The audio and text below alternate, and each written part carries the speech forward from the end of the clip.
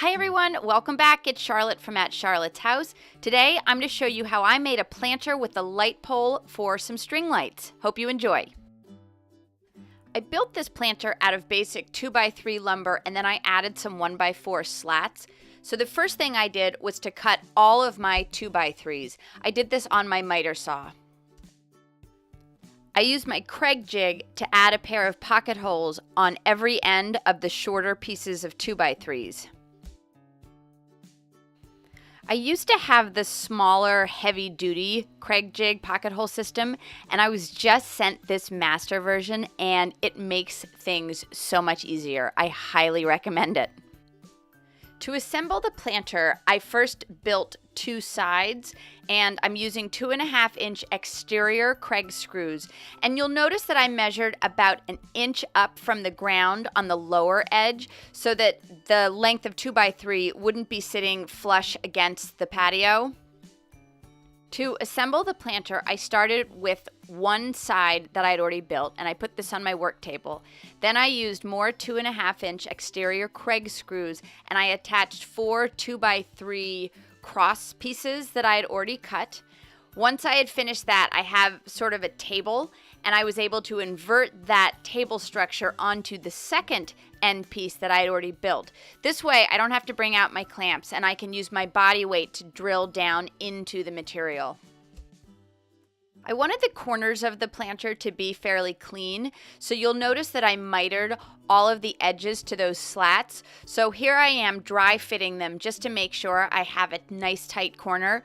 I used wood glue and then my brad nailer to affix them to the planter frame.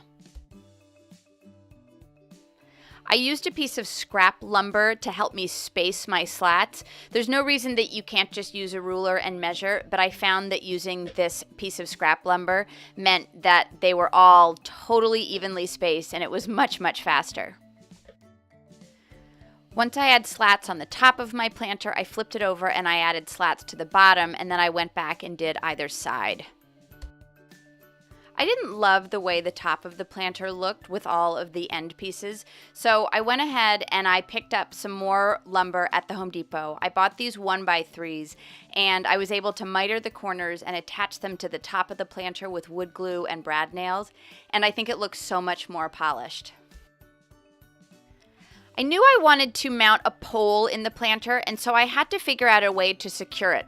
So I started by putting a 2x3 with some pocket holes along the center of the planter on the bottom. I'll show you what else I added to secure the poles a little bit later in the video, so hang in there.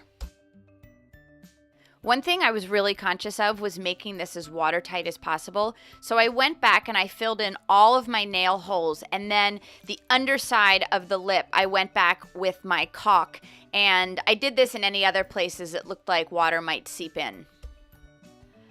I made these planters for a friend, and she wanted the finish to be painted white, which was great because I knew that that would be an added level of protection from the elements. So I used my HomeRite Finish Max Pro, and I gave them first a coat of primer and then a coat of just semi-gloss exterior latex paint, and hopefully they'll hold up to the weather. I stained the poles that were going to be holding the string light, and I tried to match the existing stain on the rest of her patio furniture.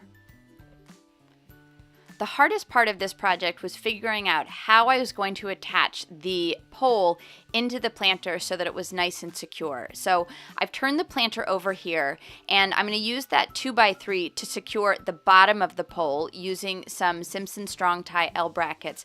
And then I'm also screwing in place a pair of 1x2s, and I'm hoping that those will go on either side of the pole, and then I'll use another set of L brackets to attach the pole securely to those cross braces at the top of the planter.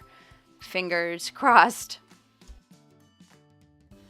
I also added some scrap lumber on either side of that 2x3 to help hold the dirt in place, but it's a little bit hard to see that on this video.